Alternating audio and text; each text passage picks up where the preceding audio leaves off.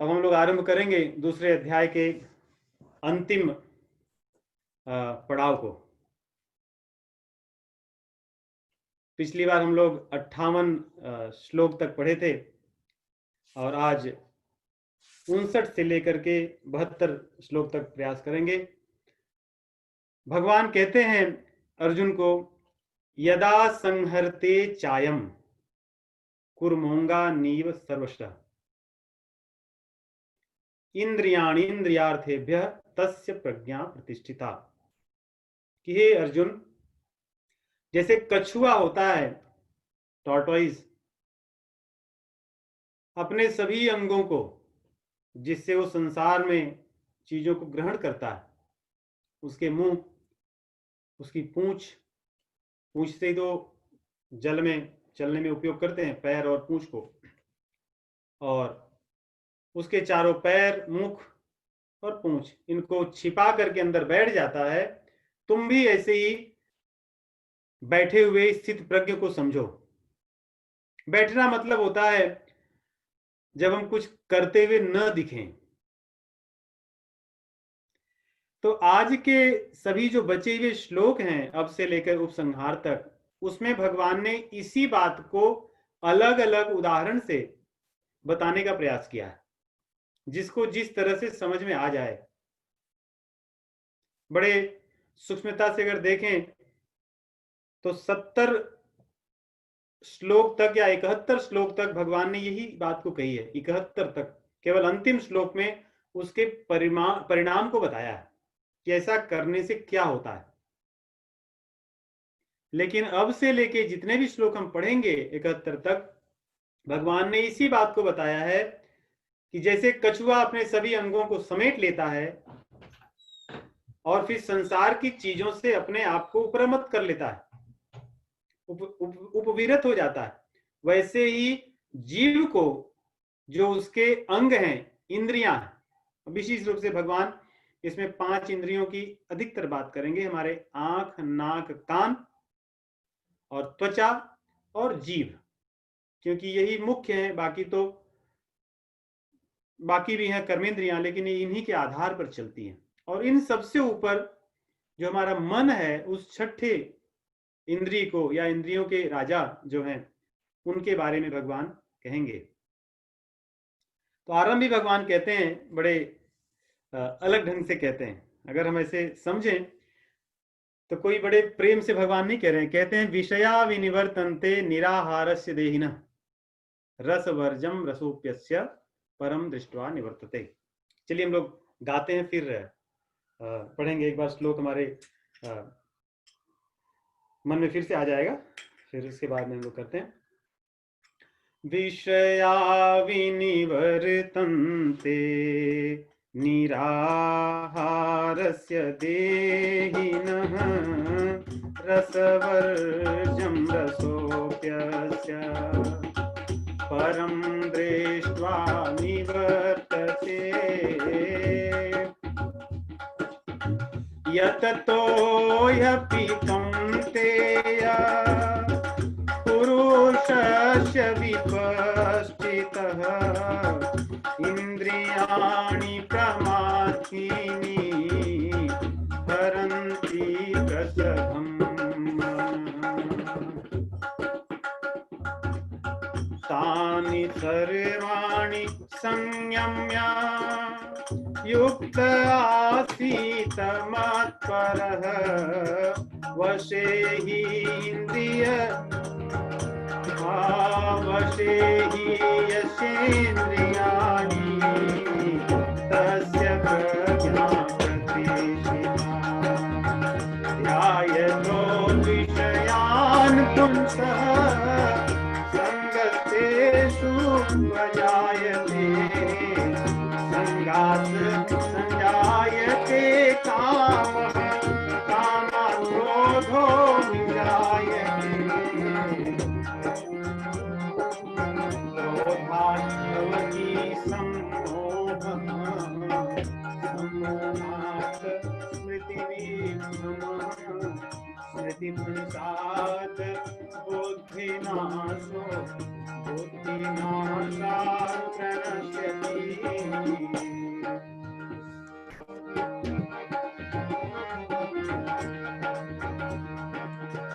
वागदेशवियोक्तैस्तु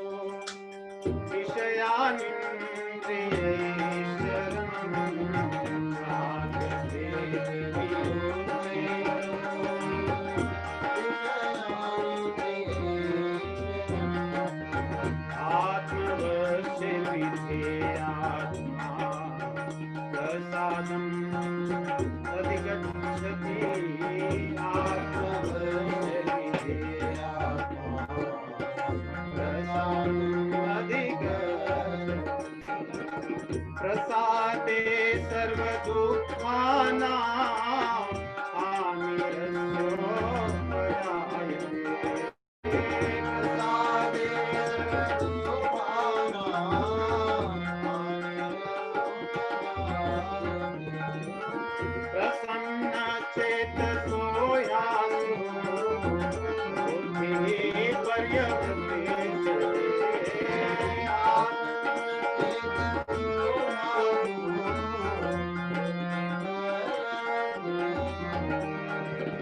नास्ति बुद्धिर्योगस्य न चायुक्तस्य भावना नास्ति बुद्धिर्योगस्य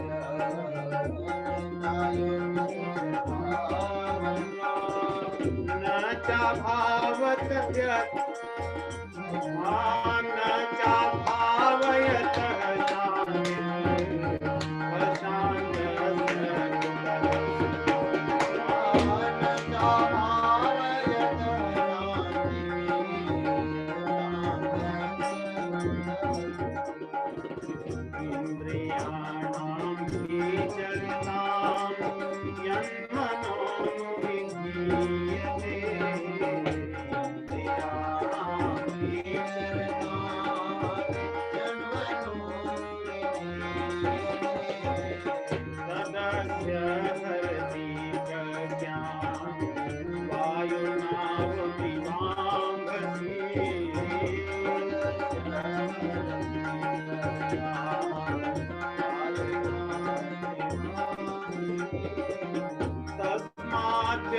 महाबाहो निर्विहितानि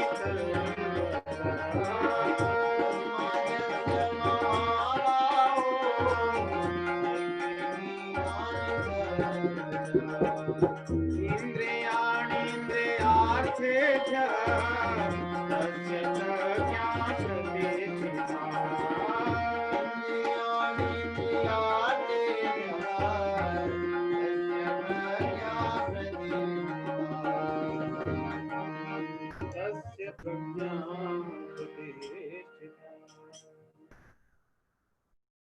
तो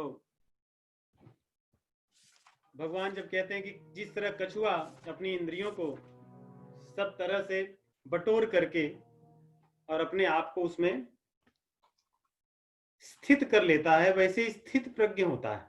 नाम ही है स्थित प्रज्ञ। अगर हम इसके शब्दों की तरफ ध्यान दें, अक्षर की तरफ, तो स्थित मतलब होता है जो स्थिर हो गया है। जैसे कहीं कोई चीज को गाड़ दिया जाए, रुक जाए, स्थित। और प्रज्ञ, ज्ञान इस बुद्धि को कह रहे हैं कि जिसकी बुद्धि कहीं रुक गई हो, भटक ना रही हो। और इसकी नींव भगवान ने पहले ही 40 दोहे के आसपास ही कह दिए, व्यवसायत्मिका बुद्धि एकेह कुरुनंदना। जिसकी बात उन्होंने कर्मयोग के आरंभ में ही कह दी थी। कर्म योग में एक ही चीज की प्रधानता है, वह है बुद्धि की। भगवान आरंभ तो वहां से किए, लेकिन बीच बीच में आप देखेंगे, चाहे कर्म योग हो, चाहे ज्ञान योग हो, चाहे भक्ति योग हो, ध्यान योग हो, हठ योग हो, कोई भी योग हो जो भगवान से जोड़ता हो, उसमें बुद्धि का ही खेल है। अगर बुद्धि का खेल ना हो तो फिर कुछ कर नहीं सकते, क्योंकि बुद्धि के द्वारा ही हम कहीं जुड़ते हैं। जब मन को आप कहीं से लाके एक जगह रोक दोगे, उस समय आपकी बुद्धि तब कहीं रुक जाएगी, ठहरेगी। जिसका मन चंचल होता है उसकी बुद्धि कभी स्थिर नहीं होती। इसलिए भगवान बुद्धि के बारे में कहते हैं, यहां भगवान ने कहा कि जो भी चीजें आपकी इंद्रियां कर रही हैं, घूम फिर करके उसका जो प्रभाव है हमारी बुद्धि पे दिखाई देना चाहिए। नहीं, हम जो भी करते हैं, अगर कभी कोई आदमी गलत करे तो ये भी कहा जाता है क्या इनकी बुद्धि कहाँ है, इनकी मति मारी गई, बुद्धि मारी गई। काम तो आदमी की इंद्रियां कर रही हैं, मुख बोल रहा है, लेकिन आरोप बुद्धि पर लगाया जाता है, क्योंकि बुद्धि का ही सब कुछ खेल है। तो यहां भगवान कहते हैं कि जैसे कछुआ सब जगह से अपनी इंद्रियों को बटोरता है, उसी प्रकार कर्मयोगी को भी अपनी इंद्रियों को बटोर लेना चाहिए। तो विषया विनिवर्तन्ते निराहार से देहिनः रसवर्जम रसोप्यस्य परम दृष्ट्वा निवर्तते। तो प्रश्न उठता है कि अगर कछुआ जैसे बटोर लेता, हम भी अपनी इंद्री को बटोर लें जबरदस्ती। ऐसा कई बार हम करते हैं। जैसे कभी बहुत से लोगों के साथ में हैं तो अपने आप को बलपूर्वक उस तरह रखा जाता है कि अपने संभाल कर बोलते हैं और क्रोध नहीं करते हैं और दूसरों को कुछ बुरा न लग जाए ऐसी बातें न कहें, ठीक से बैठते हैं, भोजन भी बड़े संभाल के करते हैं, कितना खाएं कितना न खाएं। नहीं, हम भी अपने बच्चों को समझाते हैं ना, जैसे घर में अकेले हो तो ठीक है, कुछ भी कैसे भी लेके खा रहे हो, लेकिन कहीं अगर लोगों के सामने रहो तो ऐसा न लगे कि तुम बड़े लोभी हो। मतलब लोभी हो लेकिन लोगों को लगे ना। तो हम भय के कारण, लाज के कारण, किसी चीज के डर से कई बार अपनी इंद्रियों को संभाल कर रखते हैं, लेकिन अंदर का जो हमारा भाव है, मन है, वो वैसे ही रहता है। कभी हम बीमार ना हो जाएं इसलिए इन जो चीजें बहुत अच्छी स्वादिष्ट उसको कम खाएंगे, लेकिन अंदर से रस नहीं गया। भगवान कह रहे हैं कि बाहर से कर लो कितना भी, लेकिन अंदर से रस नहीं जाता। अब सोचिए, संसार का अगर एक एक चीज ले लो, जल, जल तो जड़ है लेकिन कितना शक्तिशाली है। उस जल के स्वाद को निचोड़ कर ही हमारी रसना बताती है जीव।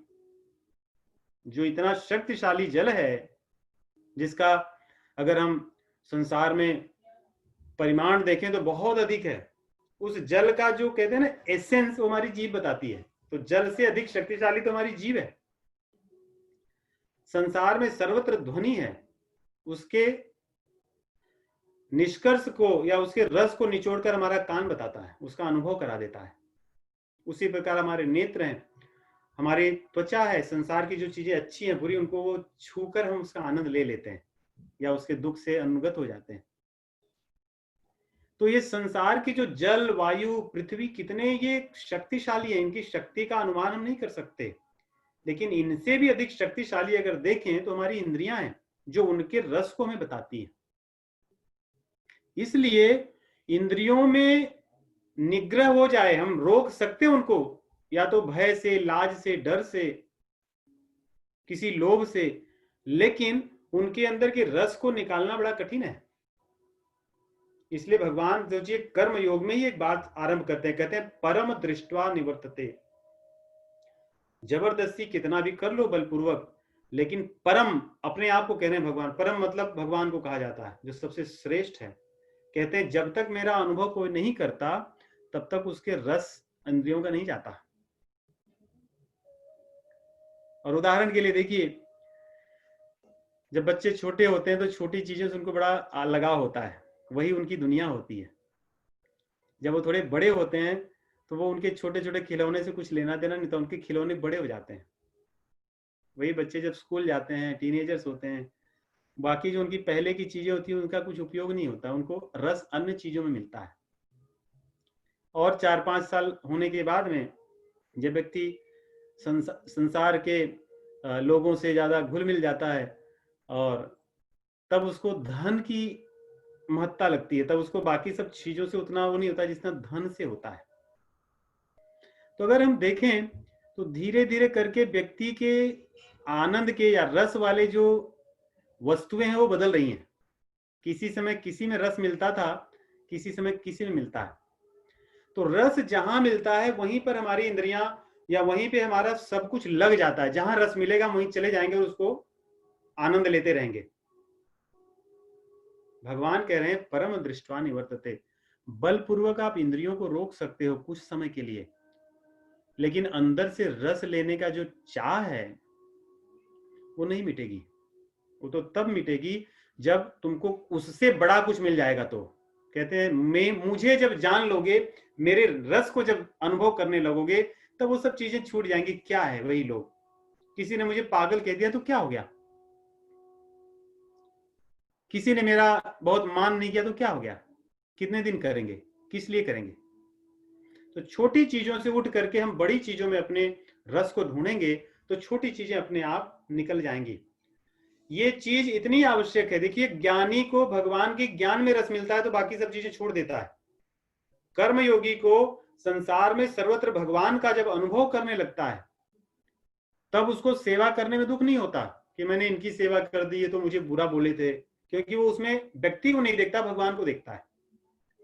वैसे ही जो भक्त होता है वो सर्वत्र भगवान की कृपा को अनुभव करता है, भगवान की लीला को देखता है, उनके चरित्र को देखता है, उनकी कृपा को देखता है। तो भगवान स्वयं कह रहे हैं कि अर्जुन, बलपूर्वक करने के प्रयास से कुछ नहीं होगा। जब तक कि परम दृष्टवा मुझ में सब चीज को नहीं देखोगे तब तक तुम इन इंद्रियों से ऊपर नहीं उठ सकते। ये इंद्रियां बड़ी खतरनाक हैं और इसी खतरनाक को अनुभव करने के लिए भगवान फिर एक बहुत कठोर शब्द कहते हैं, प्रमाथ या प्रमथ। 60वें में देखो, कहते हैं यततो यपि कौन्तेय पुरुषस्य विपश्चितः। एक एक शब्द इतना महत्वपूर्ण है। कहते हैं कोई कितना भी विद्वान हो, सोचिए इसमें दो बात भगवान कहें, तो कहें बहुत बड़ा विद्वान हो विपश्चितः, और दूसरा विद्वान होकर कोई प्रयास करे। ये दोनों चीजें बड़ी महत्वपूर्ण है। कोई बहुत विद्वान होकर कितना भी, यततो यपि कौन्तेय पुरुषस्य विपश्चितः इंद्रियाणि प्रमाथीनि। जो इंद्रियां हैं बड़ी प्रमाथी हैं, हरंती प्रसभम मनः। फिर यहां पे भगवान कह रहे हैं कितना भी कर लो बाहर से तुम, लेकिन जो इंद्रियां हैं ना, ये मन को जबरदस्ती पकड़कर खींच ले जाएंगी। क्यों? क्योंकि प्रमाथी हैं, प्रमथ करने वाली है। मथना मतलब होता है घस देना, जैसे हम दही को मथते हैं। इतना ही नहीं, भगवान बोले प्रमथ, कहते हैं कि जो आप कितना भी प्रयास करो वो घिस देगा। और सामान्य बोलचाल की भाषा में और सुंदरकांड में भी आता है, गई गई कभी मर्दे से नीचे अंगा, मर्दना इसी को कहते हैं। मतलब ऐसे बिना सोचे समझे जो घसड़ दे, जिससे आप कुछ कर न सको, उसको कहते हैं प्रमथ करना। कहते हैं ये इंद्रियां ऐसी हैं, कितना भी चालाकी करोगे, बुद्धिमानी रखोगे, प्रयास करोगे, एक ऐसे क्षण में तुम्हें घिस देंगी कि तुम्हें पता नहीं चलेगा कि ये कैसे कर दिया तुमने। ऐसे ही होता है मित्र, नहीं? हम बहुत अच्छे से रहते हैं, सब कुछ प्रयास करते रहते हैं, और अचानक अरे पता नहीं मैं ऐसे क्यों कह दिया, अरे पता नहीं मैंने ये क्यों कर लिया, पता नहीं मैं उनके बहकावे में क्यों आ गया। क्योंकि ये इंद्रिय ऐसी है, ये बलपूर्वक आपके मन को घिस देगी, क्योंकि इसमें इतनी शक्ति है। तो फिर क्या करना चाहिए? कहते हैं भगवान, इसलिए इन सभी इंद्रियों को बलपूर्वक रोको। तानि सर्वाणि संयम्य युक्त आसीद मत्परः वशे ही यश इंद्रियाणे तस्य प्रज्ञा प्रतिष्ठिता। कहते हैं अर्जुन, लेकिन जब तक इन इंद्रियों को रोकोगे नहीं तब तक तुम्हारी बुद्धि स्थिर नहीं होगी।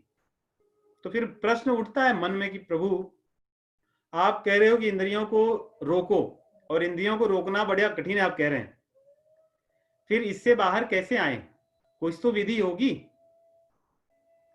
तो भगवान जाते हैं, जिसको हम लोग अपने सॉफ्टवेयर भाषा में या संसार में इंजीनियरिंग में कहते हैं रूट कॉज एनालिसिस। तो भगवान यहाँ पे रूट कॉज एनालिसिस करते हैं 62 दोहे में। क्योंकि जब अर्जुन को कह दिए कि तानि सर्वाणि संयम्य युक्त आसीद मत्परः, कि जब कहीं बैठो शांति से या ध्यान करो तो अपनी सब इंद्रियों को संपूर्ण रूप से निगृहित कर लो, संयमन करके और अपने वश में करके बैठोगे, तब तुम्हारी बुद्धि स्थिर होगी।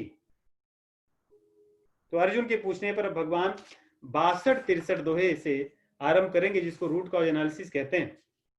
भगवान कहते हैं, देखिए इसका मैंने सोचा कि ऐसे कम समय में हम सभी को समझ में आ जाए, इसलिए मैंने एक चार्ट बनाया कल। देखिए भगवान यहां से आरंभ करते हैं। तो भगवान कहते हैं ध्यान करना या चिंतन करना। सबसे पहले कोई भी चीज हमारे भीतर मन को में तब आती है, हमारी बुद्धि में तब जाती है जब किसी चीज के बारे में सोचते हैं या कोई चीज हमारे मन में आ जाती है, चिंतन में आ जाती है, ध्यान में आ जाती है। भगवान कहते हैं जैसे ही कोई चीज आपके चिंतन ध्यान में आती है, आपका मन उनके साथ लग जाता है। तो हम इसीलिए सत्संग कहते हैं। सत्संग का, जैसे हमने कई बार अपने सत्संग में इसकी चर्चा की, सत्संग मतलब उस लोगों के समूह में आके बैठना नहीं है, उसमें बैठकर अपने मन को वहां रख देना, लगा देना, वही सत्संग है। जहां मन लग जाए उसको संग कहते हैं संस्कृत में। भगवान कहते हैं जब कोई चीज आपके दिमाग में आई, आपने उसको बार बार देखा, चिंतन किया, तब आपका मन उस पर बैठ जाता है। और जब मन बैठ जाए, मन तो बैठता है बहुत सी चीजों पे, लेकिन किसी चीज में बहुत गहराई से पकड़ लेता है, चिपक जाता है, उसी को आसक्ति कहते हैं। जब मन में कोई चीज चिपक जाती है, आसक्ति हो जाती है, तो उसके कारण स्पृहा हो जाती है। स्पृहा मतलब इच्छा जगती कि अब मैं ये चीज लूंगा, ये चीज करूंगा। वो स्पृहा मतलब कहते हैं कि जैसे कोई चीज कामना हो कि मेरे को चाहिए ही, उसके पहले की चीज है। जैसे हम किसी के घर जाएं और उसका बहुत सुंदर बढ़िया सोफा हो, देखते ही मन में पहले लगा कि हाँ अच्छा है, संग हो गया। अब मन में आसक्ति हो, हमारे मन में चिपक गया कि नहीं ये तो मेरे पास भी होगा तो अच्छा है। उसके बाद स्पृहा होना मतलब अब मैं इसके लिए कुछ करूंगा, चाहिए मेरे लिए, इसके बहुत मेरे पास लाभ है, हो जाएगा तो। और जब ऐसा हो जाए तो कामना मतलब उस काम को, उसको पाने के लिए जो हम उपाय सोचने लगते हैं, इच्छा होने लगती है कि ऐसे करूंगा, ये लूंगा, वो कामना है। अब यहां भगवान ने क्या किया था, ध्याय तो विषयान पुंसः, भगवान ने ध्यान बोला, उसके बाद बोले उससे संग होगा, और संग से भगवान सीधा आ गए थे कामना में। बीच चीजें तो छोटी हैं, सटल है। तो ये कामना हो जाती है। जब हमारे मन में कामना आएगी किसी चीज के लिए, तो देखिए हम उसके लिए काम करेंगे। काम करने पे हमेशा दो चीजें होती हैं, या तो सफल या असफल होगा, है ना, दो ही चीजें होंगी। अगर सफल मतलब सिद्धि हो गई, सक्सेस मिल गया हमें, तो सिद्धि मिल गई। देखिए यहाँ पे सिद्धि है, सिद्धि मिलने पर उस चीज के प्रति हमारे मन में ममता होगी, राग होगा, लोभ होगा, नहीं मिल जाएगी। देखिए ये मेरा है, बहुत अच्छा है, I love this, I like, है ना। और फिर लोभ होगा, ऐसा होगा कि मैं और लूं, I want to get more, I want to get more, वो लोभ होगा। लोभ या ममता ऐसी हो गई, अगर वो चीज बहुत अच्छी, लोग आके आपको बोलेंगे वाह ये तो बहुत अच्छा आपके पास चीज है, तो आपके मन में तब अहंकार, मद आएगा। Yes I have it and others they don't have it. और मद होते ही मोह हो जाता है। मोह मतलब कोई चीज आपको कवर अप कर ले, you can't see the things as they are, then you start thinking about other people. Oh, these people are fools, they don't know anything how to achieve this, I have achieved this. And if somebody is not recognizing your greatness, then you start thinking about them, oh these people are jealous of me. ये मोह हो जाता। मोह को सदैव ऐसे सोचिए, मोह जो आपके विचार को वैसे नहीं रहने देता। जैसे आप ऐसे बैठे हो, बाहर सूर्य प्रकाश है, आपकी आंख बंद कर दी जाए तो आपको सूर्य नहीं दिखेगा, लेकिन सूर्य तो है। वैसे मोह ऐसी चीज है जो आपको चीजों को सही ढंग से देखने नहीं देती, तो मोह हो जाएगा। ये चार्ट हम लोग आपको भेज देंगे, no need of writing if somebody is trying to write. तो उसके बाद देखिए अगर आप सफल हो गए तो आपको ये मिलेगा। अंत में परिणाम क्या है, मोह। Just look at the last outcome of this. Any time if you get success, at the मोह ही मिलेगा। अब अगर आप देखो दूसरा, आप सफल नहीं हुए, असफल हो गए, असफल हुए तो आपको क्रोध आएगा, और क्रोध होने पे भगवान खुद कह रहे हैं, दिखता भी है, मोह हो जाता है। क्रोध होने पे आदमी को मोह हो जाता है। मोह मतलब ढक जाता है, इसलिए तो वो चिल्लाता है जोर से, जबकि सामने ही बैठा है आदमी, लेकिन चिल्लाता है क्योंकि उसको दिखता नहीं, मोह हो जाता है। और जिसको भी मोह होता है उसकी स्मृति, मेमोरी लॉस हो जाती है। इसीलिए वो कभी कभी कहता है ना कि तुम्हें नहीं पता मैं कौन हूं, क्रोध में, क्योंकि उसको उसकी मेमोरी लॉस हो चुकी है। और जिसकी मेमोरी लॉस हो जाती है उसकी बुद्धि नष्ट हो जाती है, क्योंकि बुद्धि मेमोरी को एक्सेस करके तो काम करती है। It's like a RAM in computer terms. जिसकी बुद्धि नहीं है, जिसकी स्मृति मेमोरी नहीं है, उसकी बुद्धि नष्ट हो जाती है। और जिसके पास बुद्धि नहीं है तो उसके पास विवेक नहीं है, वो डिसीजन नहीं ले सकता सही। और जो व्यक्ति जीवन में डिसीजन नहीं ले सकता, निर्णय नहीं ले सकता, विवेक जिसके पास नहीं है, उसका सर्वनाश होता है। भगवान कहते हैं बुद्धि नाशात प्रणश्यति। हे अर्जुन, जिसकी बुद्धि नष्ट हो जाए उसका सर्वनाश हो गया। तो अगर आप देखो, कामना से यहां से शुरू हुई थी, ध्यान से, चिंतन से, देखने से, and at the end result is मोह, at the end result is सर्वनाश। मोह, मोह के बाद फिर सर्वनाश होता है। देखो, मोह जब हुआ तो मतलब सर्वनाश। So anywhere if you see in this chart, मोह मतलब उसका आउटकम क्या है? सर्वनाश है। अब देखिए दूसरा, सफलता कभी कभी नहीं मिलती है। कारण क्या होता है? उसमें कोई आदमी बाधा डाल देता है।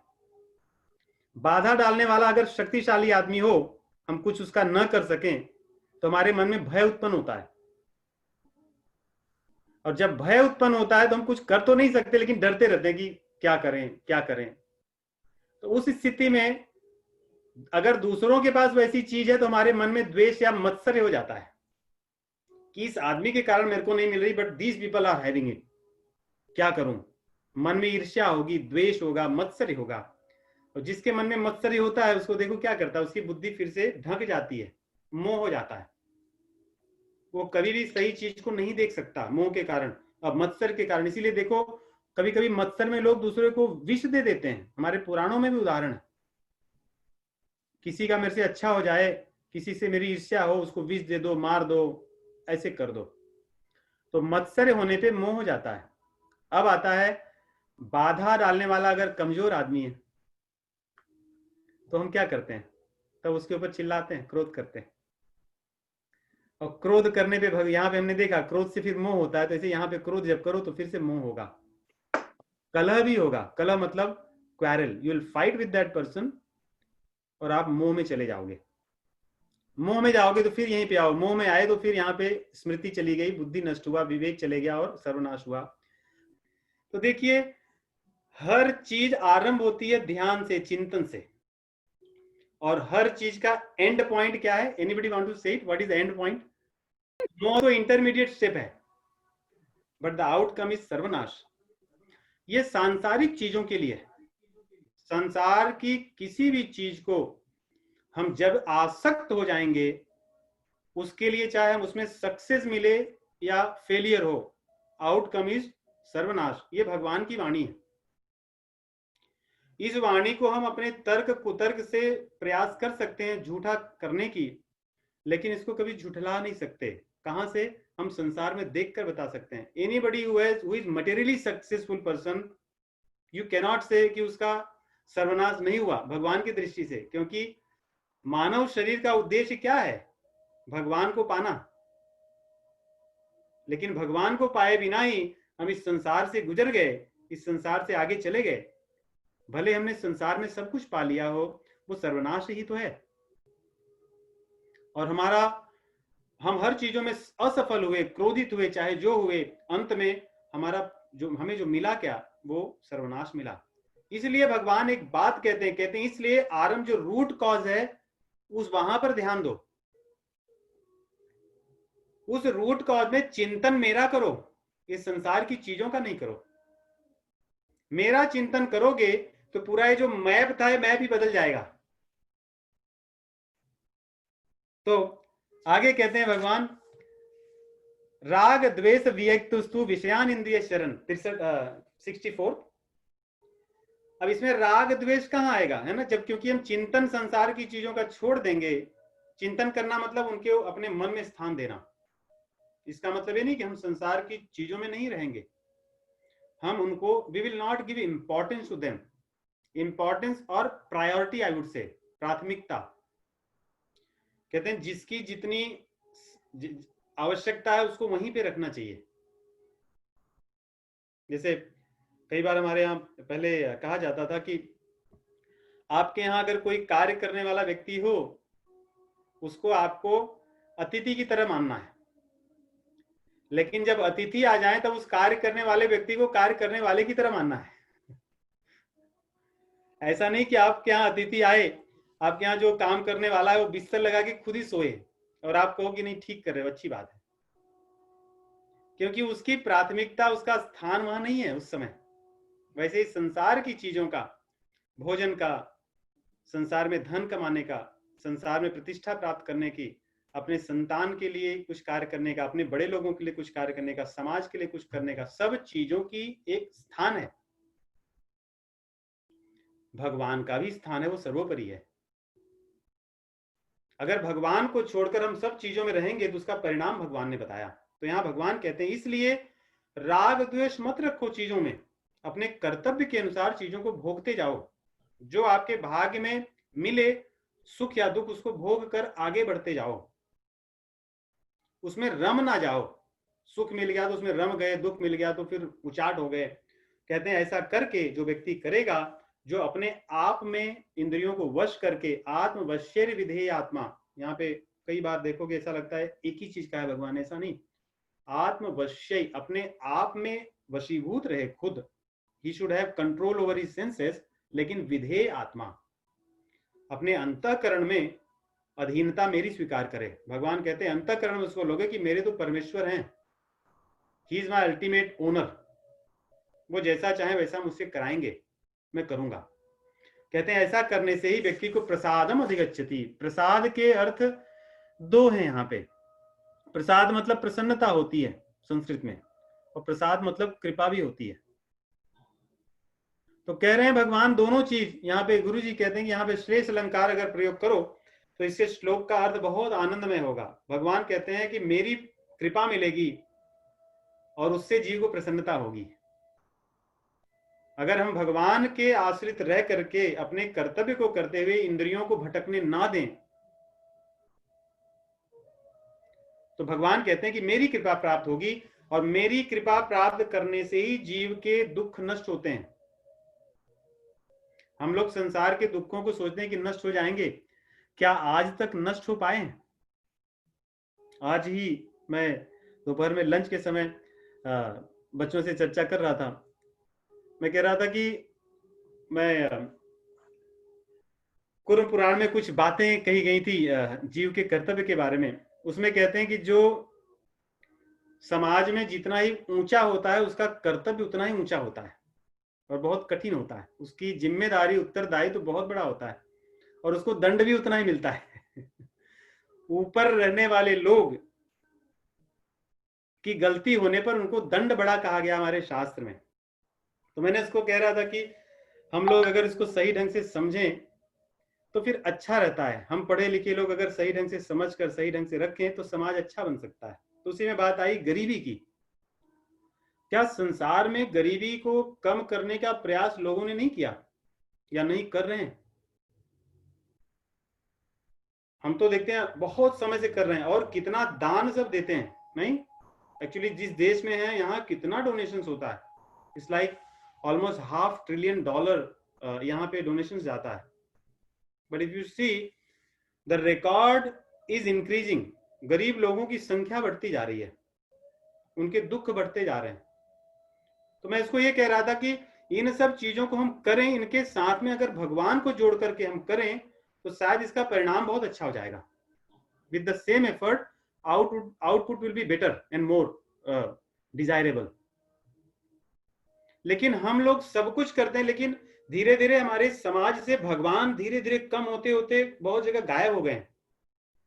पहले देखो लोगों में सुख इसलिए ज्यादा था कि लोग कोई भी काम करते तो भगवान का मान करते थे। नहीं, हमारे भारत में देखो जो लंगर चलते हैं उसके पीछे अगर रूट कॉज क्या था, भगवान थे कि कोई और था?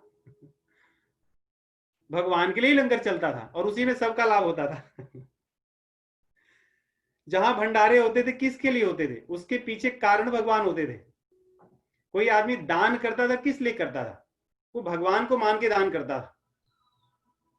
कोई किसी को गरीब मान के दान देखोगे ऐसा नहीं करते थे, भगवान को मानकर। कोई भूखा आ गया, बोलेंगे अरे नारायण आए हैं मेरे सामने भूखे हैं, तो भूखे को भोजन तो कराता था लेकिन उसमें भगवान को देखता था। आज भी हम लोग वही कर रहे हैं, लेकिन हमारी दृष्टि बदल गई है। हम भगवान को तो कहीं नहीं देखते। हम सामने वाले को देखते हैं और अपने को देखते हैं, ये देखते हैं। तो यही अंतर है। यहां भगवान कहते हैं कि मेरी प्रसन्नता से, मेरे प्रसाद से, मेरी कृपा से संसार के या तुम्हारे दुख दूर हो जाएंगे। प्रसादे सर्व दुखानाम हानि अस्य उपजायते। इस व्यक्ति के जो प्रयास कर रहा है अपनी इंद्रियों को नियंत्रण करने की, मेरी कृपा से इसके दुख दूर होंगे। 3 तरह के दुख, जो त्रिविध ताप है ना, आदि दैविक, आदि भौतिक और आध्यात्मिक। कहते हैं जो व्यक्ति पर मेरी कृपा होगी, प्रसन्न चेतसो ह्यासु, बहुत शीघ्रता से, बहुत क्विकली, समय नहीं लगेगा, उसकी बुद्धि परिवर्तित, उसकी बुद्धि सही हो जाएगी। सामान्य भाषा में बोले तो उसकी बुद्धि ठिकाने आ जाएगी। बुद्धि परिअवतिष्ठते, बुद्धि चारों तरफ से सही जगह बैठ जाएगी जहां बैठना होगा। तो हमें कर्म तो वही करना है, लेकिन हमारे भगवान को देख करके करना है। जिसकी सेवा हम कर रहे हैं उसको भी भगवान की कृपा माने, और हम जो कर पा रहे हैं उसको भी भगवान की कृपा माने। तो न तो हम करने वाले रह गए, न तो हम भोगने वाले रह गए, करने और भोगने दोनों भगवान हो गए, तो काम बन गया। तो यहाँ पे भगवान कहते हैं, आगे भगवान फिर से एक कठोर बात कहते हैं, और ये हमें, ये श्लोक, कुछ कुछ श्लोक हमें सदैव याद रखने चाहिए। ये श्लोक देखिए, नास्ति बुद्धि अयुक्तस्य न चायुक्तस्य भावना, न चाभावयतः शांति ही अशांतस्य कुतः सुखम। भगवान ने प्रश्न पूछ करके बोल दिया कि अशांत व्यक्ति को सुख कभी नहीं मिल सकता। अब व्यक्ति अशांत कौन है? हम लोग अपने भीतर झांकर देखें, हमारे पास संसार की अधिकतर सब आवश्यक चीजें हैं, लेकिन क्या हमारे जीवन में शांति है? और अगर भगवान प्रश्न पूछ रहे हैं, अगर शांति नहीं है तो क्या सुख होगा? ऐसा प्रश्न है भगवान का। उसका उत्तर है कि नहीं होगा, कितना भी कुछ कर लो। गोस्वामी जी लिखते हैं, हिमते अनल प्रगट बर होई, राम विमुख सुख पावन कोई। आप बर्फ से अग्नि प्रकट कर लो अपनी टेक्नोलॉजी ला करके, लेकिन भगवान से विमुख होकर के सुख, शांति को कहां से प्रकट करोगे? शांति कौन से ऐप से डाउनलोड करोगे? कहां से आएंगी? उसको तो कहीं से नहीं ला सकते। इसलिए भगवान कह रहे हैं, जो व्यक्ति नास्ति बुद्धि अयुक्तस्य, जो व्यक्ति योगी नहीं है, जिसकी बुद्धि व्यवसायत्मिक नहीं है, ऐसे व्यक्ति की जो बुद्धि होती है वो स्थिर नहीं होती और उसके भीतर भावना नहीं होती। अब यहाँ पे भगवान भावना की बात कर रहे हैं। भावना का अर्थ होता है कोई चीज होना। भाव संस्कृत में शब्द है होम, होना, बीइंग, एग्जिस्टिंग। कहते हैं जिसके हृदय में मैं एग्जिस्ट नहीं करता, क्योंकि एग्जिस्ट तो वही कहते हैं ना, याद है श्लोक पीछे क्या, ना सतो विद्यते भावो ना भावो विद्यते सतः। भगवान कहते हैं भाव तो वही होगा जो मैं हूं, जो सदैव रहने वाला हूं। कहते हैं जिसके बुद्धि में मैं नहीं हूं, भगवान की भावना नहीं है, भगवान का स्मरण नहीं है, भगवान का अस्तित्व जिसके हृदय में, जीवन में नहीं है, उस व्यक्ति के जीवन में शांति नहीं हो सकती। क्योंकि शांति सीता समानीता। कहते हैं शांति तो सीता माता जी है। जिसके भीतर भावना नहीं है उसके भीतर शांति कहां से होंगी? और जिसके भीतर शांति नहीं है उसके जीवन में कितना भी प्रयास हो, सुख का सदैव अभाव होगा। और आगे इस बात को बढ़ाते हुए भगवान कहते हैं तो फिर क्या करना चाहिए? कहते हैं कि अर्जुन इतना आसान नहीं है। अब 2 चीजों का उदाहरण देंगे यहाँ पे भगवान। एक तो वायु का उदाहरण देते हैं, और शायद, अच्छा मैंने 68 तक ही पढ़ा था ना, हाँ ठीक है, यहीं पे रखेंगे। भगवान उदाहरण देते हैं। देखिए इस चीज को भी आप ध्यान से समझने का प्रयास कीजिए कि हम समुद्र में या नदी में, जल में, झील में अपने नाव को लेकर जा रहे हैं, आनंद से चले जा रहे हैं, ऐसा लग रहा है कि हम नियंत्रित हैं, बढ़िया चल रहे हैं। और थोड़ी सी अगर हम चेतावनी न, सावधानी ना बरतें और हवा का एक झोंका आए, आप अपनी नाव से पलट जाओगे और गिर जाओगे। थोड़ी सी केवल सावधानी ना देखें। उसी नाव पे बैठे हुए अगर हम सावधान रहें तो जो हवा आ रही है उस हवा का लाभ भी ले सकते हैं। कि जिस दिशा से हवा आ रही है, अगर उसको अच्छे से में ज्ञान हो तो अपनी नाव को उस तरह व्यवस्थित करके या उस तरह उल्टा दिशा में खे करके हम लोग उसका लाभ ले सकते हैं। हवा एक ही है, वही हमें गिरा सकती है, और अगर हमारी बुद्धि सही रहे तो उस हवा से हम अपने नाव में बैठे हुए आनंद भी ले सकते हैं। उसी तरह देखिए ये इंद्रियां हैं, जैसे एक हवा का झोंका नाव को गिरा देता है, वैसे हमारे पास 5 मुख्य इंद्रियां हैं। इनमें से एक इंद्रिय भी चाहे तो नचा दे, नहीं, एक इंद्रिय अगर थोड़ी सी हमारी जीवा फिसल जाए तो जीवन भर के लिए हम दूसरों से बुरे हो जाएं, और वही जीवा अगर सही दिशा में काम कर जाए तब भी जीवन भर के लिए आनंद में रह जाएं। उसी प्रकार हमारी आंख है, देखते तो हम सभी को, देखने के ढंग में थोड़ा बदल दे जाएं तो आदमी सम्माननीय हो जाएगा, और देखने का ढंग थोड़ा बदल दें दूसरों के लिए तो बहुत बुरा भी हो सकता है। वैसे ही आप सब जानते हैं, जो भी हमारी इंद्रियां हैं, एक इंद्रिय ही पर्याप्त है आदमी को पतन में ले जाने के लिए, बेड़ा गर्क करने के लिए। इसी को गोस्वामी जी जब मानस रोग का वर्णन करते हैं रामचरित मानस में, तो कहते हैं कि भैया एक व्याध ते नर्म रही, कि एक जो मानस रोग है यही पर्याप्त है व्यक्ति के जीवन को सर्वनाश करने के लिए। लेकिन मैंने तो इतने सारे मानस रोगों को गिना दिया, और कलयुग में तो लोगों के ऊपर सब हावी पड़े हैं, काम, क्रोध, लोभ, मोह, मद, मत्सर, ईर्ष्या, द्वेष, है ना, जुझलाहट और चिड़चिड़ाहट, जो भी आप ना, हर आदमी परेशान है। तो हमारी एक इंद्रिय अगर नियंत्रण में ना हो, केवल एक, वही सर्वनाश कर सकती है। तो बाकी सभी इंद्रियां अगर चाहें तो क्या होगा, कुछ भी कर सकते हैं। इसलिए जैसे नाव चलाने वाला व्यक्ति बड़ी सावधानी से वायु का अनुभव करके उसके अनुसार अपनी नौका को बचाता है, वैसे ही जो साधक हैं, जो कर्म योगी या भक्ति योगी या ज्ञान योगी लोग हैं, इन्हें अपनी इंद्रियों को बहुत ध्यान से देखते रहना चाहिए कि कब फिसल जाएंगे हमें पता नहीं चलेगा। इसलिए उदाहरण भी भगवान ने बड़ा सुंदर दिया, वायु का उदाहरण दिया। और दूसरी चीज, वायु की शक्ति कितनी होती है सोचिए। जैसे हम लोग कई बार मैंने अपने कार्यक्रम में एक उदाहरण बोला कि हम लोग जिस देश में रह रहे हैं बहुत शक्तिशाली देश है, बहुत पावरफुल है in many terms, military power, technology, and you name it, they are almost on the top notch, नहीं डिप्लोमेसी और कुछ भी कह लो आप। लेकिन वायु का जो टॉर्नेडो आता है, हरिकेन आता है, हम उसके प्रभाव को झेल नहीं सकते, केवल वहां से भाग सकते हैं, यही कर सकते हैं, उसका पता लगा करके कि हाँ यहाँ पे आने वाला है, we have to run it, run from there, we have to save our self by moving away. इससे अलावा हम कुछ नहीं कर सकते। तो वायु इतना पावरफुल है, इतनी शक्तिशाली है, दुनिया का कोई कितना भी शक्तिशाली क्यों न हो, इस प्रकृति के एक तत्व के सामने कुछ नहीं कर सकता, ये इतना शक्तिशाली है।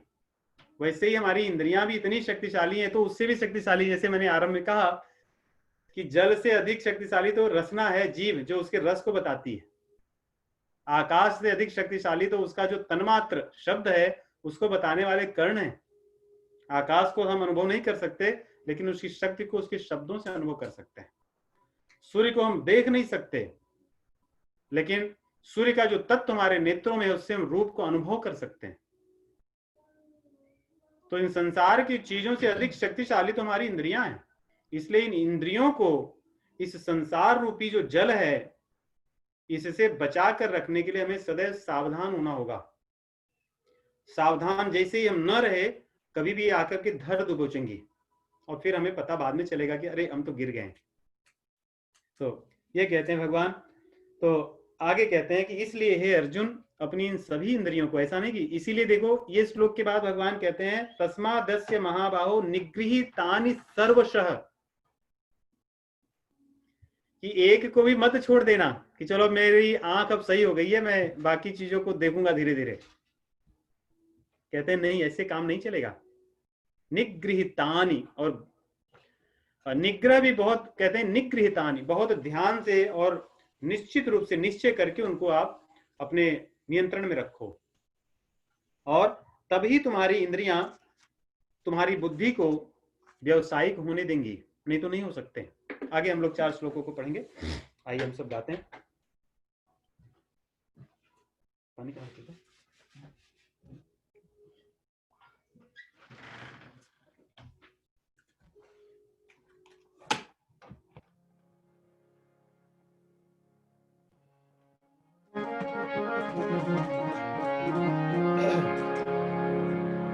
या निशा सर्वभूतानां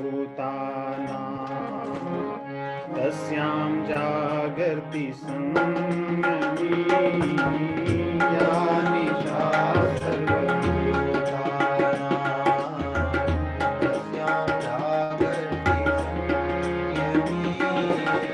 तस्यां जागृति भूतानि सा निशा पश्यतो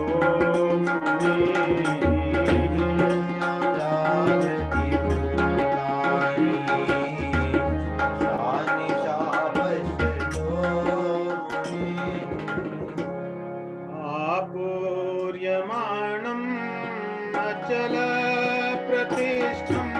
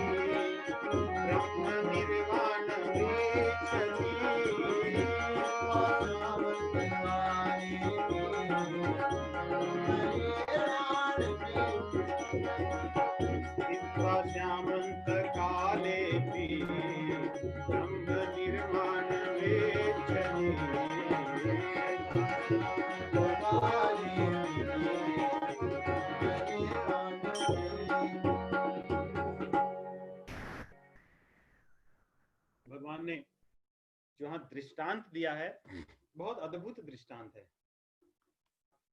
इस तरह के दृष्टांत मतलब ये बड़े अपने आप में एक अद्भुत चीज है जिनकी कोई उपमा अन्यत्र नहीं है। भगवान कहते हैं या निशा सर्वभूतेषु तस्याम जागृति संयमी यस्याम जागृति भूतानि सा निशा पश्यतो मुने।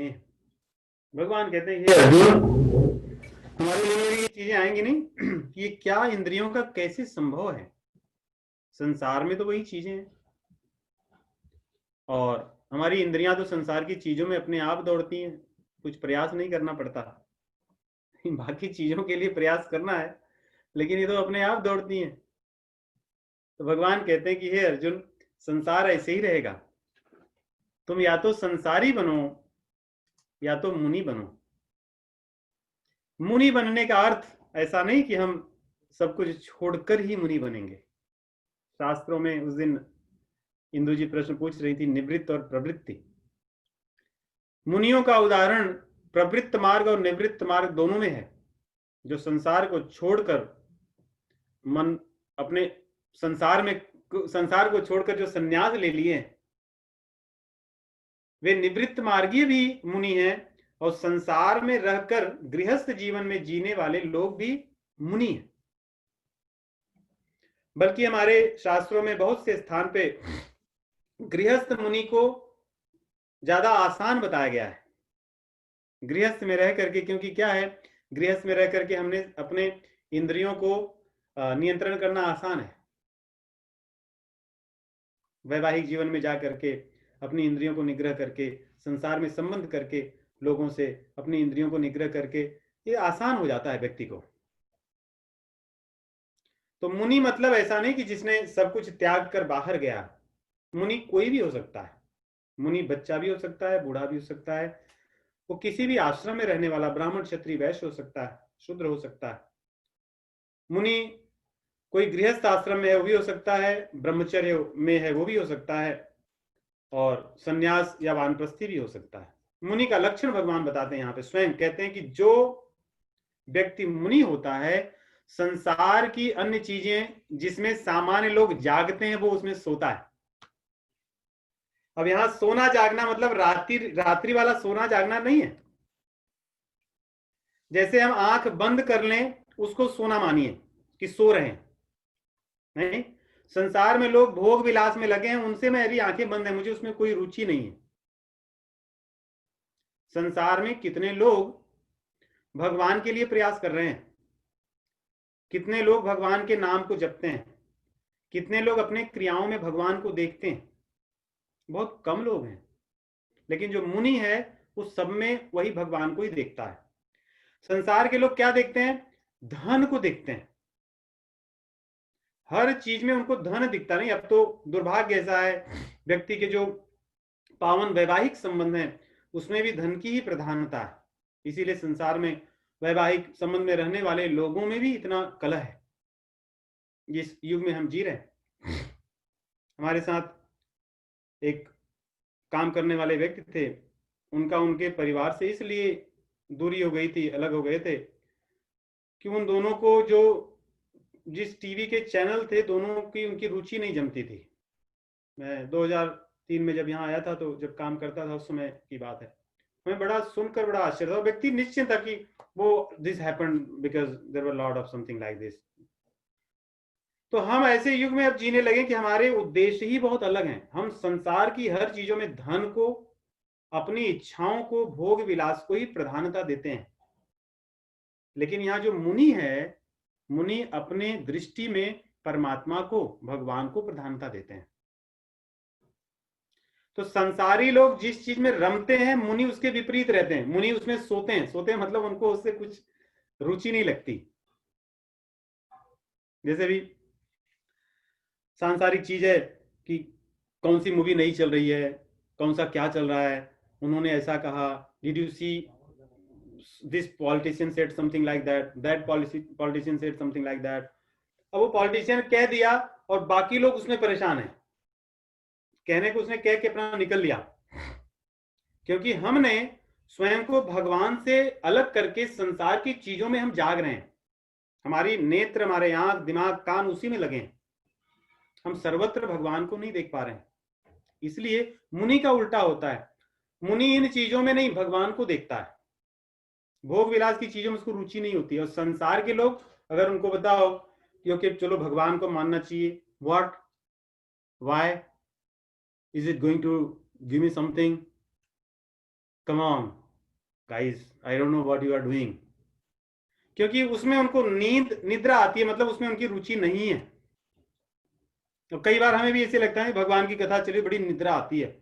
अगर भाई कोई ऐसे वीडियो गेम चलते आदमी कितना एक्टिव रहता है, नहीं पूरा एकदम थक जाता है, उसकी आंखें से फाड़ फाड़ कर करता रहता है, तभी भी मतलब उसमें से निकल नहीं पाता। तो लेकिन मुनि उसमें सोए, उसे लगे क्या है, किसी को वीडियो गेम में देखो यही होता है ना, कोई जितने लोगों को मार दिया उसका लेवल उतना ऊपर बढ़ गया, you have killed 200 something like that, now your level is this, now you are getting a more challenge, you have to kill people from all other sides and protect yourself, so now you will be going to this level. तो जो संसार की चीजें हैं मुनि उससे दूर है, और जो मुनि की चीजें हैं उससे संसारी लोग दूर हैं, उनको उसमें नींद आती है। तो भगवान अर्जुन को बड़ी सिंपल सी बात की है, हमारे मन के सारे प्रश्नों को उन्होंने एक शब्द से उत्तर दे दिया कि मुनि बनो, संसार में मत जागो, संसार में सो और मेरे में जागो, मेरी चीजें में रुचि लो,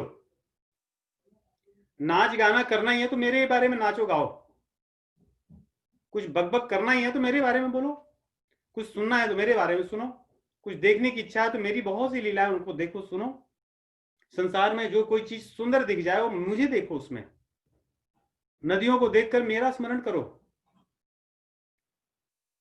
कोई बढ़िया सुंदर बगीचा दिखता हो, सुंदर स्थान दिखता हो, सुंदर कोई बना हुआ कोई भी चीज दिखता हो, उसमें मुझे देख लो, किसी की वाणी मधुर हो मुझे देख लो। तो भगवान कहते हैं कि सर्वत्र जो व्यक्ति मुझे देखेगा वो मुनि के स्वभाव होकर के संसार की चीजों में उसका भोग विलास कम हो जाएगा, उसकी क्रियाएं नहीं बदलेंगी। उसका उत्तर अगले श्लोक में देते हैं भगवान कि क्या वो खाएगा नहीं, पिएगा नहीं, किसी से बात नहीं करेगा, किसी से मिलेगा नहीं, हंसेगा बोलेगा नहीं, वो कुछ नहीं करेगा, एक जगह बैठा रहेगा? भगवान कहते हैं नहीं। इसीलिए श्लोक में जो अर्थ अगर आप ध्यान से देखेंगे 70 श्लोक में भगवान कहते हैं कि जैसे समुद्र के भीतर सारी नदियां आती हैं, क्या समुद्र बुलाता है कि आओ? क्या नदियों के न आने से समुद्र सूख जाएगा? कुछ नहीं होगा। समुद्र ज्यों का त्यों बना होगा, वैसे ही आनंद में झूमेगा, वैसे उसकी लहरें आएंगी जाएंगी, वैसे उसमें ज्वार आएगा नहीं समुद्र देखो उसमें भी ऐसा दिखता है उथल पुथल नहीं, लेकिन वो उथलता है कब? उछलता है दूसरों की खुशी को देख के। चंद्रमा को जब बढ़िया सुंदर देखता है तो नाचने लगता है, बहुत बढ़ आता है, प्रसन्न होता है। तो मुनि भी दूसरों के सुख में सुखी होता है। जब चंद्रमा नहीं होता तो सूर्य तो समुद्र थोड़ा दुखी हो जाता है, दूर चले जाता है, उसके पानी की लहरें कम हो जाती हैं, क्योंकि चंद्रमा के दुख को देखकर दुखी होता है। लेकिन नदियों के मिलने पर उसका नहीं कि नदियां आ गई, मेरे पास बहुत पानी हो गया तो वो अपनी सीमा छोड़कर बाहर आएगा, कुछ नहीं होगा। नदियां अपनी सीमा को तोड़कर लोगों को कष्ट पहुंचाती हैं, परंतु समुद्र सब नदियों को धारण करके भी ज्यों का त्यों अपने आनंद में रहता है। वैसे ही मुनि होता है, उसके जीवन में भी भोग होगा दिखने के लिए, वो भी विवाह करेगा, उसके भी संतान होंगी, धन कमाएगा, भोजन करेगा और अन्य लोगों से मिलेगा, संबंध रखेगा, लेकिन उन संबंधों के रस को ग्रहण नहीं करेगा। उन संबंधों के रस को ग्रहण नहीं करेगा कि उनको पा करके न तो आवश्यकता से अधिक अपने आप को हर्षित प्रदर्शित करेगा, न तो उनके अभाव में मन को मार करके दुखी होकर के निराश होकर के जीवन को स्ट्रेस्ड आउट कर लेगा। जैसे स्ट्रेस्ड आउट मतलब जो शुद्र मतलब संस्कृत में होता है, जिसके जो शोक में ही डूबा है, स्ट्रेस्ड आउट है हमेशा, तो ऐसा नहीं कि वो शूद्र बन जाएगा। तो इसलिए भगवान कहते हैं कि जैसे समुद्र में जल आने पर उस पर कोई प्रभाव नहीं पड़ता, वैसे मुनि होता है वो जो कहते हैं अपने जीवन में भगवान को देखता हुआ। क्यों समुद्र ऐसा है? क्योंकि उसके भीतर अथाह जल है। वैसे ही मुनि के भीतर अथाह भगवान का प्रेम आनंद होता है, वो सुख में भी भगवान को ही देखता है और दुख में भी भगवान को, उसके भीतर भगवान का ही आनंद सर्वव्यापी होता है, इसलिए वो ज्यों का त्यों मुनि जो है आनंद में मस्त रहता है। और उसके बाद भगवान अंत में अपने इस बात को विराम करते हुए कहते हैं कि हे अर्जुन, ऐसा तभी संभव है विहाय कामान यह सर्वान पुमान चरित निस्पृह। ये देखो कोई बच्चे हैं, अगर हम उनको लिए कहीं जा रहे हैं, let's say we went to shopping, आजकल तो नहीं जा पाते, आजकल तो घर पे ही बैठ के क्लिक करते हैं तो let's go back 10 years back कि हम किसी बढ़िया मॉल में गए, हमारे बच्चे हैं और हमें बहुत कुछ नहीं खरीदना है, मान लो कि कुछ चीजें खरीदनी है और उनको हम बैठा करके बढ़िया से ले जा रहे हैं। अब बच्चे के पास दो विकल्प है, या तो शांति से बैठ करके रहे कि मुझे तो मिलने वाला है जो मेरी आवश्यकता है, I don't have to worry about, तो शांति से बैठेगा, वो भी आनंद लेगा, उसके माता पिता भी आनंद लेकर के चीजों को देख करके लेकर के आएंगे। अगर वो बच्चा जितनी चीजें देखे हर के चक्कर में पड़ जाए, I want that, I want that, I need that, उसको उठाने लगे, माता पिता समझाएं तो रोने लगे, चिल्लाने लगे, तो न तो वो सुख पाएगा न तो उसके माता पिता सुख पाएंगे।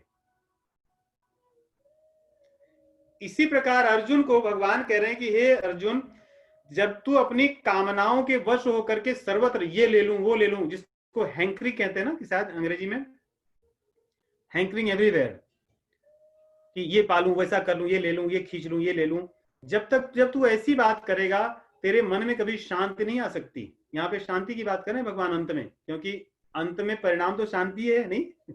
सब कुछ करके अंत में आदमी परेशान रहे तो करने का मतलब क्या है? कोई जप करके दुखी रहे, भगवान का प्रसाद खा के दुखी रहे, कीर्तन करके दुखी रहे, तप करके दुखी रहे, तो उसका कोई मतलब नहीं। परिणाम शांति होना चाहिए। इसलिए भगवान अपने इस अध्याय का उपसंहार करते कह रहे हैं कि जो व्यक्ति मेरे द्वारा बताए गए इस ज्ञान को अपने जीवन में धारण करेगा उसके मन में शांति आएगी। कह रहे हैं कि जो यहां वहां सब जगह दौड़ा करके जो अपना मन दौड़ता है उसको नियंत्रित करके, विहाय कामान्य सर्वान पुमांस चरति निष्प्रिय, फिर भी वो चरता है। चरता ऐसा नहीं कि वो बैठा रहता, फिर भी वो संसार के कार्य को करता है, संसार की चीजों को उपयोग करता है, सब कुछ करता है जो संसारी लोग करते हैं, दिखता है वैसा, लेकिन उसमें रमता नहीं है, उन चीजों को अपना नहीं मानता, उसमें ममता नहीं लगाता। नहीं, ममता लगाने भी तो समस्या है। और यहाँ पे देखो 3 शब्द आए हैं, निर्मम मतलब ममता नहीं होना, जिस ममता रहित, और निरहंकार, और इसके पहले आ गया स्पृह। तीनों चीजों में थोड़ा थोड़ा अंतर है। अहंकार मतलब जब कोई कहता है व्यक्ति मैं, अहंकार माने मैं सीईओ हूं, मैं बॉस हूं, मैं प्रेसिडेंट हूं, I am so and so, ये अहंकार है। इसी से पीड़ा होती है नहीं? अगर कोई कहे कि I am the owner of this, और कोई आकर के आपको कुछ छोटा सा कह जाए तो ज्यादा चुभता है। अगर कोई ओनर ना हो, वही बात, जो ओनर नहीं उसके लिए कोई प्रॉब्लम नहीं है, वो तो निश्चिंत रहेगा, क्योंकि ओनर होने के कारण वो पीड़ा देती है। तो ये अहंकार है कि मैं इतना बड़ा हूं, मैं इतना महान हूं, मैं इतना बुद्धिमान हूं, मैं इतना जानकार हूं। इस तरह की भावना रखने वाला व्यक्ति कभी शांति नहीं पाएगा। और उसके बाद, उसके पहले उन्होंने कहा निर्मम, जो चीज आपके पास है उस चीज को कहना ये मेरी है। अब उसमें सोचना, जब जिस चीज को आपने बोल दिया कि मेरी है, वो आपकी तो रहने वाली नहीं है, वो कुछ समय के लिए नहीं। भगवत गीता में भगवान ने आरंभ में कहा कि कुछ समय बीच में रहेगी, व्यक्त मध्यान्ह भारत, बीच में कुछ समय दिखेगी तुम्हारे पास है। ये जो घर है, ये जो मान लो हमारे पास कोई आभूषण ही है, आभूषण थोड़ी पहले था, जब खरीदे तब आया, और ऐसा भी नहीं कि वो रहने वाला सदैव, हो सकता हो रहे हम ही चले जाएं। तो कुछ दिन के लिए। तो संसार की हर चीजें जो मेरी हैं ये मान करके जीने वाला व्यक्ति कभी शांति नहीं पा सकता। और उसके पहले उन्होंने कहा स्पृहा। स्पृहा मतलब समझ लो कामना, प्रेम, लगाव कि ये चीज मुझे मिलती रहे, लालच, लोभ कि पाते रहूं, ये मेरी हो जाए, जो चीज मेरे पास नहीं है वो मेरी हो जाए, ये भावना स्पृहा है। तो जब तक हम संसार की चीजों में ही अपने मन को इन्वेस्ट करके, मन को लगा करके बैठे रहेंगे कि मेरी हो जाए, या मेरी है, या ये मैं हूं, तब तक आपको कभी शांति नहीं मिल सकती। इसलिए हे अर्जुन, विहाय कामान्य सर्वान, जो व्यक्ति इन सभी कामनाओं को जो मैं कह आया हूं इनको विहाय छोड़ करके संसार में जीता है। भगवान ने नहीं कहा कि संसार को छोड़कर चले जाता। पुमांस चरति, चरना मतलब होता है उसमें रहना, जीना, करना, एंजॉय करना। जो संसार में इन चीजों को करते हुए जीता है वही व्यक्ति शांति को पाता है। और ऐसा ब्राह्मी स्थिति पार्थ नैनाम प्राप्य विमुह्यति। हे अर्जुन, जिस शांति की मैं बात कर रहा हूं, ये शांति को मिलने पर आदमी भगवान में स्थित होता है, क्योंकि भगवान वास्तव में शांति में ही है। इस बात को आप लोग अनुभव किए होंगे कि शांति में ही भगवान है वास्तव में। इसलिए सीता माता जी का नाम शांति भी है, क्योंकि भगवान वास्तव में उन्हीं में है, उन्हीं की कृपा में। हम लोग सब कुछ तो चाहते हैं, लेकिन शांति नहीं चाहते। कई बार कहते हैं ना कि भगवान सुख शांति दे, लेकिन हमारा ध्यान शांति पे नहीं जाता। शांति सदैव इस मार्ग से आएगी जिससे भगवान ने कहा है। शांति दूसरे रास्ते से नहीं आएगी। हम लोग क्या सोचते हैं, जैसे संसार में मेहनत करके हम सब चीजें ले आते हैं, उनसे शांति नहीं आएगी, उनसे सुख आएगा, उनसे वैभव आएगा। शांति अपने भीतर हमें उत्पन्न करनी होगी भगवान की कृपा से। मत परह, भगवान ने कहा ना, मत परह मत प्रसादे, मेरी कृपा से, मेरे परायण होकर के जब संसार की चीजों को करोगे तभी शांति मिलेगी। और अंत में कहते हैं, जिस व्यक्ति को ये शांति मिल जाती है वो ब्रह्म में स्थित दिखता है। ब्रह्म निर्वाण रिच्छति, उसको निर्वाण सुख। निर्वाण सुख का अर्थ कई हम ले सकते हैं। यहाँ पे इतना ही समझिए, जिस परिप्रेक्ष्य में भगवान कह रहे हैं कि जहां पे दुख का निवारण हो, जहां पे दुख नहीं होगा, उस स्थिति को हम प्राप्त कर लेंगे। जहां पे सुख ही सुख होगा, जहां पे भगवान का सदैव अनुभव करेंगे, भगवान की कृपा की अनुभूति होगी, उस स्थान को भगवान यहाँ पे ब्रह्म निर्वाण कह रहे हैं। और रिच्छति मतलब उसको प्राप्त करता है, उसको पा जाता है। तो इस प्रकार भगवान ने दूसरे अध्याय में अपना जो फल बताया वो यही कहा कि मेरे द्वारा बताए गए इस मार्ग पर चलने से जीव को शांति मिलती है, और वो शांति ऐसी होती है जो उसको ब्रह्म में, मुझ में, ब्रह्म मतलब भगवान होता है, मुझ में स्थापित करेगी, मुझ में लग जाएगा, मुझे देखेगा। तो ये दूसरे अध्याय में भगवान ने अर्जुन को अपना शिष्य के रूप में अपना करके पहले उन्होंने संसार की अनित्यता के बारे में बताया कि संसार में सब कुछ नश्वर है। उसके बाद भगवान ने आत्मा के नित्यता के बारे में बताया कि जो आत्मा है वो शाश्वत है, सदैव रहने वाली है। उसके बाद में भगवान ने ये बताया कि संसार में कर्तव्य क्या है जीव का, कैसे ज्ञान के मार्ग का अवलंबन लेकर के हमें ये देखना है कि संसार में, जैसे कोई कहे कि ये फ्लाइट में आप बैठे हो, this is going to crash, है ना, ये ज्ञान होना अच्छा है कि बुरा है? This is a good knowledge, this is the best knowledge you can have, this will save your life. नहीं तो आराम से सोचो, आप सब तैयारी करके गए and that flight is going to crash and you don't have that knowledge, आप तो मस्त उसमें आराम से बैठोगे और पता चला कि यू आर द लूजर। इसलिए भगवान ने अर्जुन को बताया कि don't sit in this flight, this going to crash. क्या ज्ञान दिया भगवान ने कि संसार की कोई भी चीज नित्य रहने वाली नहीं है, लेकिन तुम रहोगे। इसलिए अपने कर्तव्य को ना भूलो, और कर्तव्य को करते समय मुझे याद रखो। जब मुझे देखोगे तभी आपका काम जो है, जो कर्म है, वो कर्म न होकर के कर्म योग बन जाएगा। तब उस कर्म में मैं तुम्हें मिल जाऊंगा। और फिर उसकी फिर विधि बताई। भगवान कोई चीज अधूरा नहीं, विधि बताए कि जब तुम अपने इंद्रियों को संसार की सब चीजों में लगाकर रखोगे तो तुम्हें कभी भी कर्मयोग तुम कर ही नहीं पाओगे, क्योंकि तुम उसमें से रस ढूंढोगे। What is there in it for me, what is there for me, what is there for me. संसार की सुख की चीजों की चाहोगे तो कर्म तुम्हारा कर्म ही रह जाएगा। अगर ये सोचो कि there is God in this for me, उस भाव से तब तुम मुझे प्राप्त करोगे, और मुझे प्राप्त करने पे तुम्हें शांति मिलेगी, तब तुम शांति में स्थापित हो जाओगे। ऐसा कह करके भगवान यहाँ विराम लेते हैं। एक बहुत सुंदर, देखिए, ईशोपनिषद में आरंभ का ही श्लोक है, मंत्र है, आप में से कई लोग सुने होंगे। ये श्लोक इतना सुंदर है कि इसकी बड़ी ही प्रासंगिकता इस अध्याय में लगती है मुझे। ईशावास्यमिदं सर्वम् यत्किंच जगत्यां जगत् तेन त्यक्तेन भुञ्जीथा मा गृधः कस्य स्वेद्धनम्।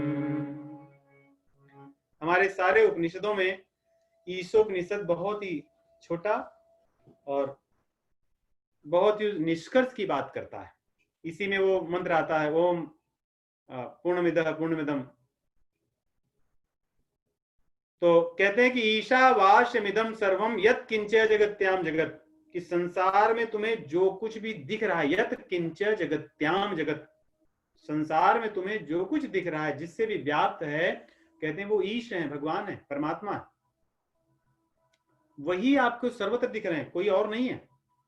तो हम जो पानी पी रहे हैं वो भगवान नहीं है, वो भी भगवान है। तो पानी को भगवान मानकर पीजिए आप। जो अन्न में जो स्वाद आता है वो कौन है?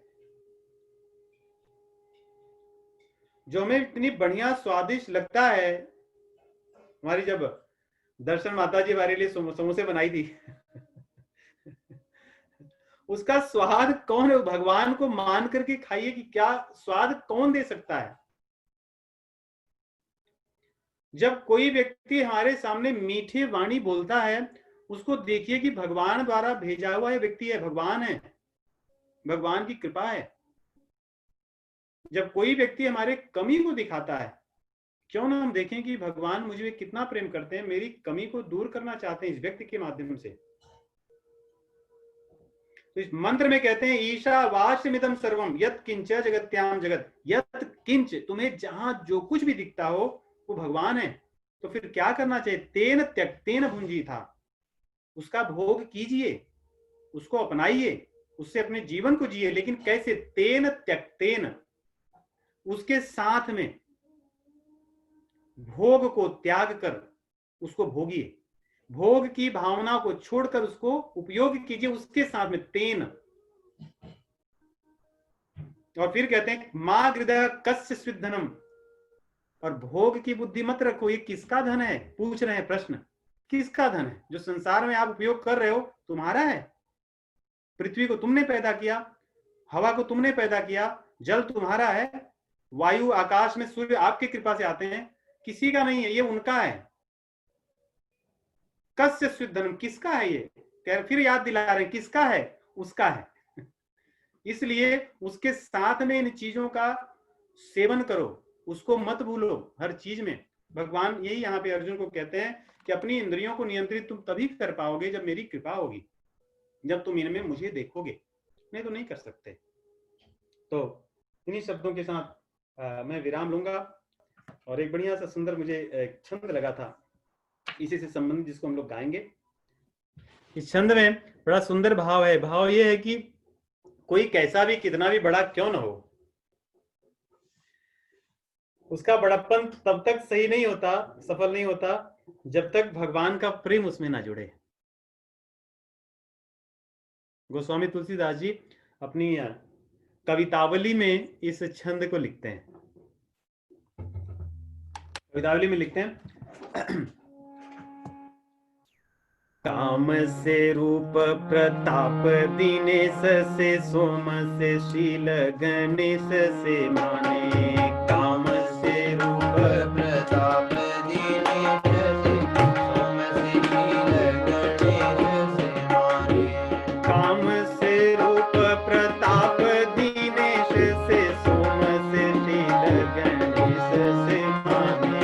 काम से रूप प्रताप दीनेश से, सोम से शील गणेश से माने। हरिचंद से सांझे बड़े विधि से, भगवान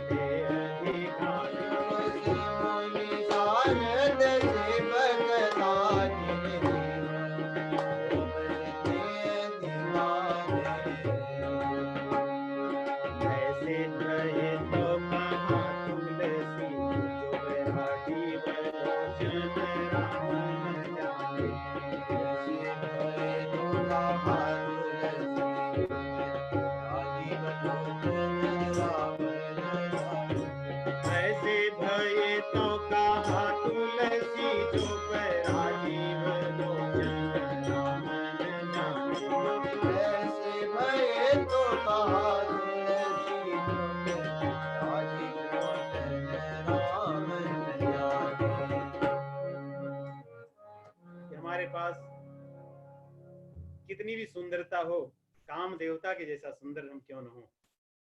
तो ये कामदेव की सुंदरता का अनुभव ऐसा ही कीजिए कि कोई व्यक्ति कैसा भी कुरूप हो, अपनी युवावस्था में सुंदर ही लगने लगता है। ये कामदेव का प्रताप है। तो वो कितने सुंदर होंगे। और भगवान को कहते हैं भगवान करोड़ों करोड़ों कामदेव की सुंदरता से भी परे हैं। तो किसी का प्रताप सूर्य जैसा क्यों न हो। सूर्य का प्रताप कितना है सोचिए, एक अकेला पूरे ब्रह्मांड में तपता है और सबके जीवन को चलाते हैं, ये उनका प्रताप।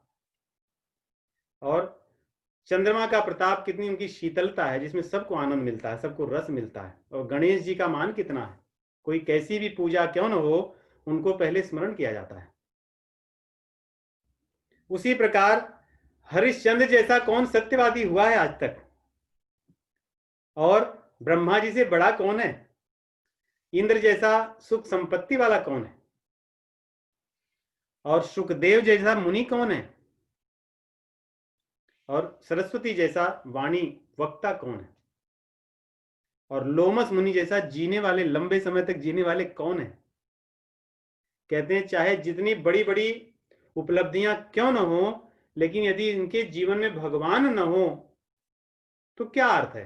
कहते हैं इन सब का प्रताप इसीलिए है क्योंकि ये सदैव भगवत सेवा में निर्भर रहते हैं, निरत रहते हैं, सदैव भगवान की सेवा में लगे रहते हैं, भगवान को अपने जीवन में धारण करके रखते हैं।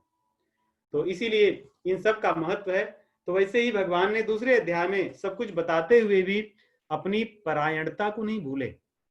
भगवान बोले कि तू कर्म योगी भी तभी सफल होगा जब मेरे ऊपर आश्रित होगा, नहीं तो थोड़ी होगा। बाकी हम लोग तीसरे अध्याय में देखेंगे। एक सिद्धांत है जिसको चर्चा हम करेंगे कि कर्म योग ज्ञान योग कभी भी स्वतंत्र नहीं हो सकते। भक्ति स्वतंत्र सकल गुण खानी आता है रामचरितमानस। ज्ञान हो तो स्वतंत्र नहीं है, लेकिन भक्ति स्वतंत्र है। तो इसको आगे आने वाले अध्यायों में हम उसको समझेंगे, सीखेंगे। और इस युग में जो हमारे लिए सबसे आसान है, भगवत भक्ति परायण होकर के अपने जीवन को नियमित करके, और जो आचार्यों के बताए हुए मार्ग हैं उसके आधार पर भगवान को स्मरण करते हुए अपने दैनिक और जीवन के कर्तव्यों का निर्वहन करते हुए भगवान का अनुभव करना, ये मुख्य है। सब चीजों को पढ़ने के समझने के बाद या सत्संग करने का यही फल है। तो हम सब इन चीजों को पढ़ते रहें, अपने जीवन में साधना को महत्वपूर्ण रखें, हमारी साधना निरंतर चलती रहे। प्रतिदिन भगवान के नाम का आश्रय लेना, भगवान की लीलाओं का पठन करना। जैसे मैं आप सभी से प्रार्थना करता हूँ, आप सभी लोग कम से कम भगवान श्री सीताराम जी के नाम का 12 माला जप किया कीजिए।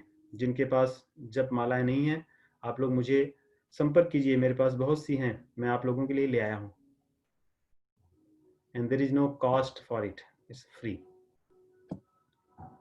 और आप लोग प्रतिदिन रामचरितमानस के कम से कम अगर 3 दोहे को पढ़ेंगे तो साल में आराम से पूरा हो जाएगा।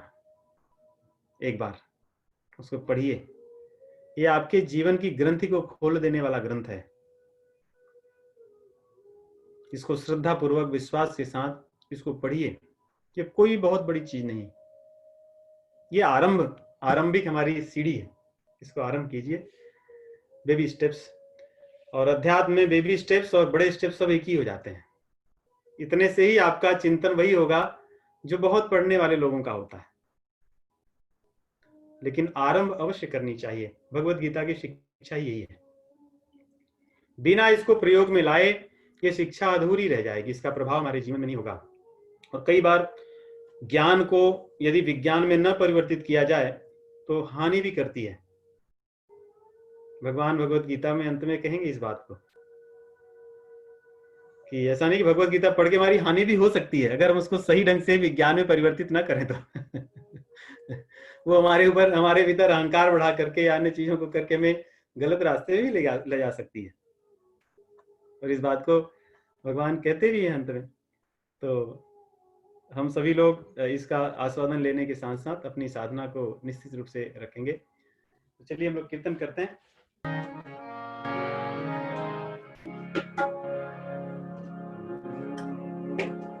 सीताराम सीताराम सीताराम सीताराम सीताराम सीताराम सीताराम सीताराम सीताराम सीताराम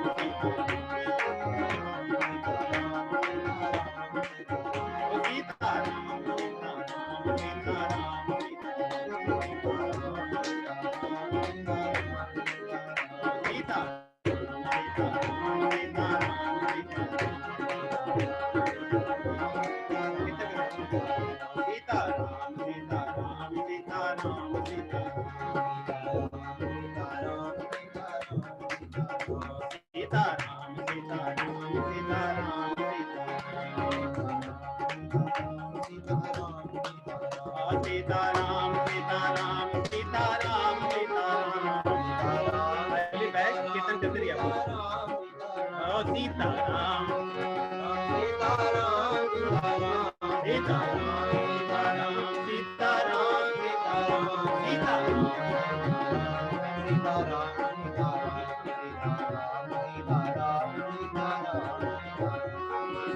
सीताराम